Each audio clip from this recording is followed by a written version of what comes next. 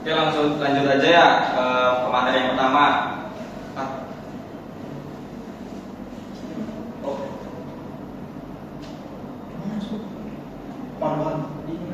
Materi yang pertama pemasaran segmen.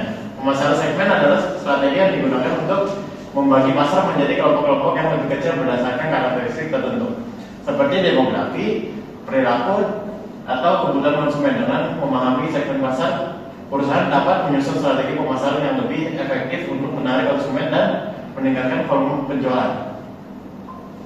Segmentasi pasar membantu perusahaan untuk fokus pada kebutuhan spesifik dari setiap segmen, sehingga dapat menciptakan penawaran yang lebih relevan dan menarik bagi konsumen. Pemasaran segmen memberikan manfaat bagi perusahaan, antara lain memungkinkan fokus pada kebutuhan konsumen yang lebih spesifik sehingga meningkatkan kebutuhan pelanggan.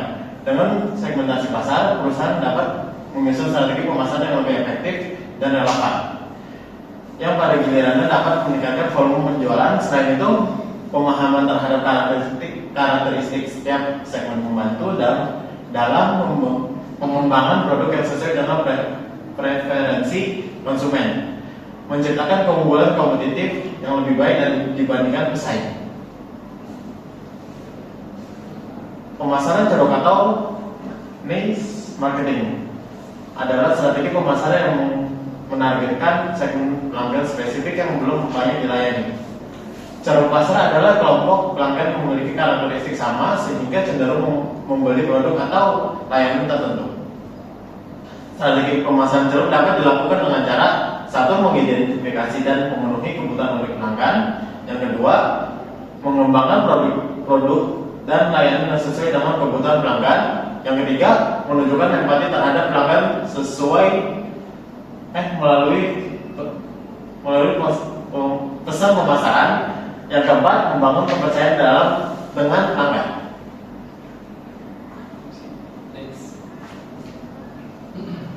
Manfaat pemasaran ceruk.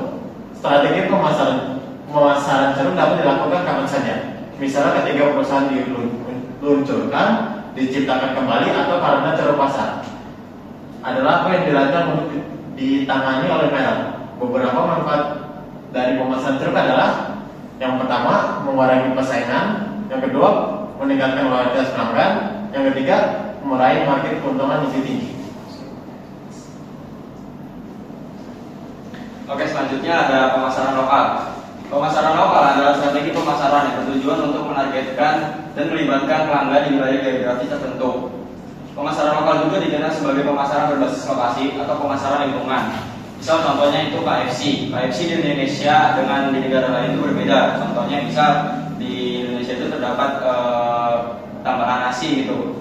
Karena sudah menjadi kebiasaan warga Indonesia kalau makan apa-apa itu pakai nasi. Berbeda dengan negara lain, kalau di negara itu nggak ada pakai nasi, mereka akan menggantikan pakai kentang gitu sebagai pengganti karbohidrat mereka. Nah, pemasaran lokal ini dapat dilakukan dengan berbagai cara. Seperti yang pertama, iklan lokal. Iklan lokal ini juga harus menyesuaikan bahasa, budaya masyarakat dan kesukaan masyarakat di sekitar itu seperti apa. Terus yang kedua, keterlibatan masyarakat. Tiga, ada kemitraan. Kemitraan ini dapat bekerja sama dengan usaha lokal lain gitu, agar dapat memberikan keuntungan kepada kedua belah pihak gitu. Terus keempat, ada pemasaran dari lokal. Yang kelima, ada mengoptimalkan situs web dan iklan daring. Yang keenam, ada berhubungan dengan influencer lokal. Misal contohnya itu di Cirebon itu ada namanya Mahoy Markidom. Yaitu adalah tiktoker asal Cirebon, yaitu yang biasa merekomendasikan tempat-tempat yang bagus di Cirebon itu seperti apa sih, ada hidden gems di Cirebon itu seperti apa. Nah, ketika kalian punya usaha, bisa dengan cara yang seperti itu juga. Nah, tujuannya itu untuk mempromosikan produk atau layanan jasa kalian gitu. Nah, beberapa manfaat pasar lokal. Yang pertama, ada membangun tempat asal bisnis menjadi mereknya. Yang kedua, memungkinkan pelanggan untuk memberikan ulasan atau umpan balik tentang produk atau layanan. Yang ketiga, ada membantu bisnis terhubung dan melayani pelanggan mereka dengan baik. Next. Selanjutnya ada pemasaran individual. Pemasaran individual ada strategi pemasaran yang menyesuaikan pengalaman pelanggan dengan kebutuhan, minat, dan preferensi mereka. Strategi ini juga dikenal sebagai pemasaran satu-satu atau pemasaran yang dipersonalisasikan. Misal contohnya itu ada pelanggan yang sering membeli kamera digital. Nah, mungkin dia bakal lebih banyak menerima promosi gitu dari sales-sales atau yang menjual kamera tersebut gitu. Next. Nah, bagaimana sih pemasaran individual itu? Pemasaran individual dapat dilakukan dengan berbagai teknik dan saluran, seperti yang pertama personalisasi konten situs web, kedua ada personalisasi email, tiga ada pengoptimalan waktu pengiriman, yang kelima ada penggunaan teknologi digital untuk menampilkan iklan kepada individu, komunikasi yang dipersonalisasi. Nah, penggunaan teknologi digital untuk menampilkan iklan kepada individu itu contohnya misal ketika kita ingin membeli sesuatu, terus kita cari produk kita itu di Shopee, pasti akan muncul ketika kita buka aplikasi lain, misal kayak TikTok atau IG, pasti barang kita mau itu muncul di iklannya gitu. Terus pemasaran individual juga dapat membantu perusahaan untuk yang pertama membangun hubungan yang lebih baik dengan pelanggan, yang kedua meningkatkan loyalitas pelanggan, tiga ada meningkatkan kepuasan pelanggan, keempat meningkatkan tingkat retensi pelanggan, keenam ada meningkatkan tingkat konversi. Oke, selanjutnya segmentasi geografis. Segmentasi geografis adalah strategi pemasaran yang membagi pasar berdasarkan lokasi geografis konsumen, seperti negara, wilayah, kota, atau bahkan lingkungan tertentu. Pendekatan ini memungkinkan perusahaan untuk menyesuaikan produk dan strategi pemasaran mereka sesuai dengan karakteristik dan kebutuhan spesifik dari setiap lokasi. Dengan memahami perbedaan budaya, iklim, dan preferensi lokal, perusahaan dapat menciptakan penawaran yang lebih relevan dan menarik bagi konsumen di berbagai daerah, sehingga meningkatkan efektivitas pemasaran dan potensi penjualan. Berikut adalah beberapa contoh segmentasi geografis. Satu, lokasi perusahaan Nike di Amerika cenderung fokus pada produk baseball, sedangkan Eropa jarang sekali produk Nike yang dipasarkan terkait dengan baseball. Yang kedua, iklim. Produsen sepatu bot ataupun pakaian tebal akan menggunakan strategi pemasaran yang ditargetkan pada individu yang ingin bepergian ke wilayah dingin.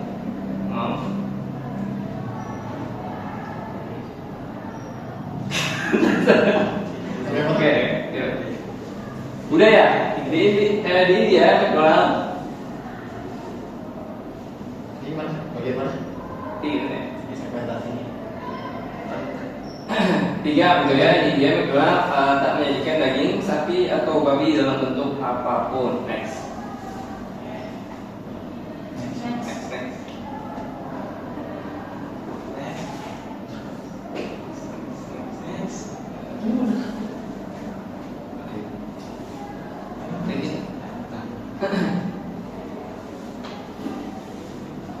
Oke, lanjutkan.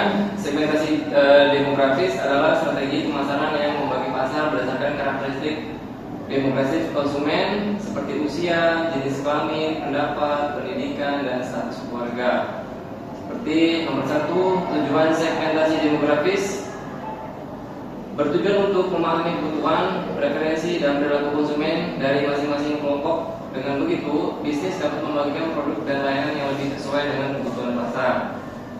Contoh segmentasi demografis, misalnya produk kecantikan dapat dipasarkan secara berbeda untuk remaja dibandingkan dengan wanita dewasa, atau produk makanan dapat disesuaikan untuk keluarga dengan anak kecil dibandingkan dengan individu yang tinggal sendiri. Segmentasi demografis merupakan salah satu bentuk segmentasi pasar yang paling umum digunakan. Hal ini karena variabel-variabel demografis lebih mudah diketahui dan diukur dibandingkan dengan variabel-variabel dalam jenis segmentasi pasar yang lainnya.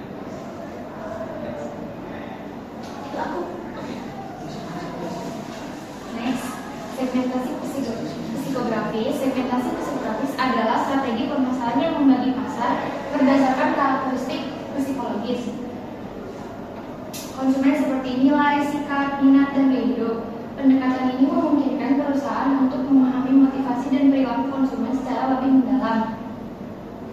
Misalnya, produk olahraga dapat dipasarkan kepada konsumen yang memiliki gaya hidup aktif dan peduli kesehatan. Sementara produk mewah dapat ditargetkan kepada konsumen yang menguasai status dan klaster. Dengan segmentasi psikografis, perusahaan dapat menciptakan penawaran yang lebih relevan dan juga menarik, serta meningkatkan efektivitas pemasaran mereka. Next. Segmentasi perilaku. Segmentasi perilaku adalah strategi pemasaran yang membagi pasar berdasarkan perilaku konsumen terkait produk, seperti pola pembelian, penggunaan produk, respon terhadap produk, dan juga loyalitas merek.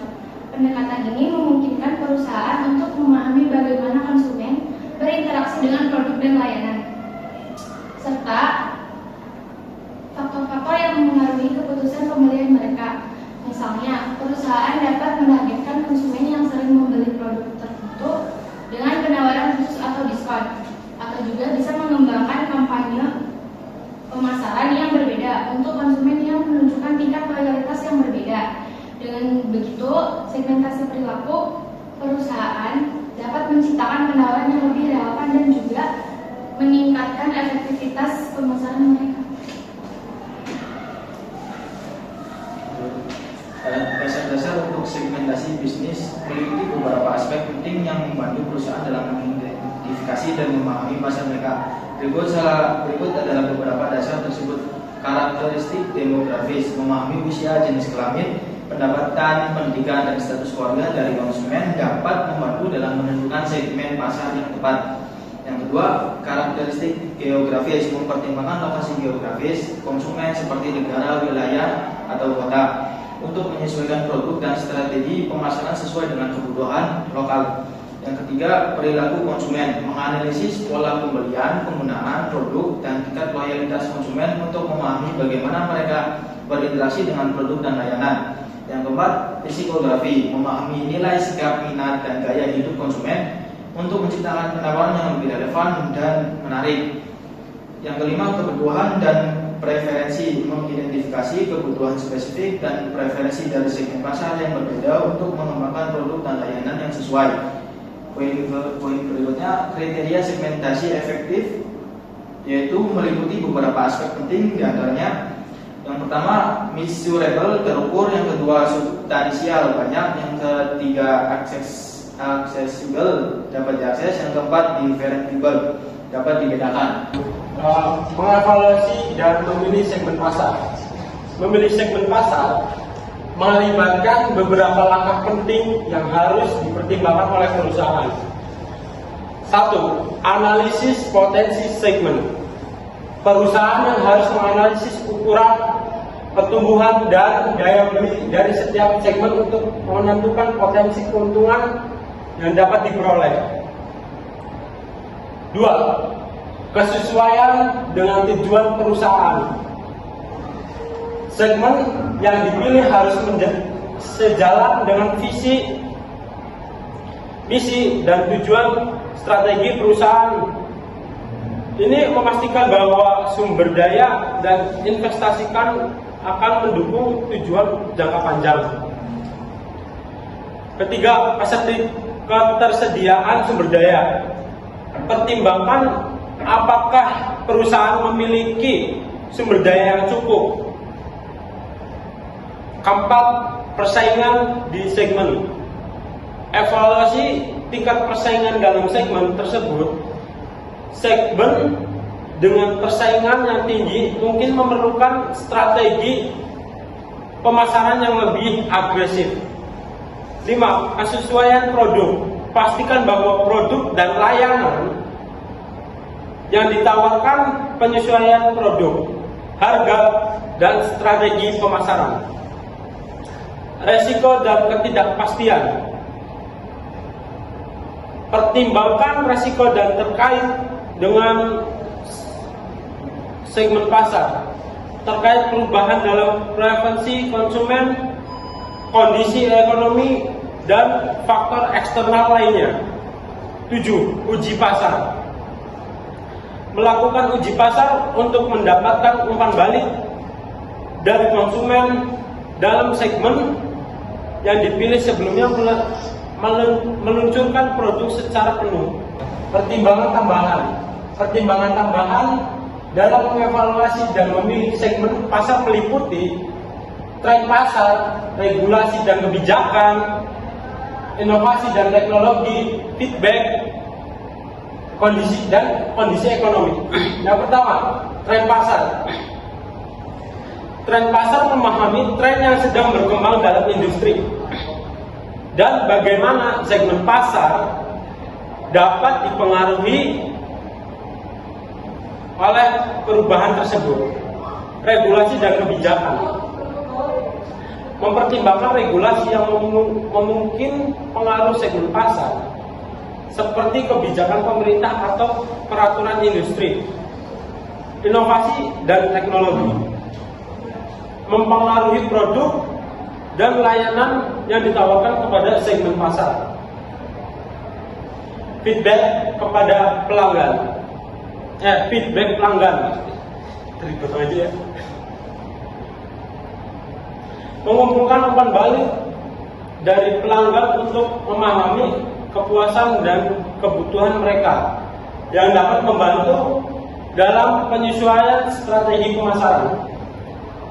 Kondisi ekonomi, mempertimbangkan kondisi ekonomi yang dapat mempengaruhi daya beli dan perilaku konsumen dalam segmen yang dipilih. Terima kasih. Wassalamualaikum warahmatullahi wabarakatuh.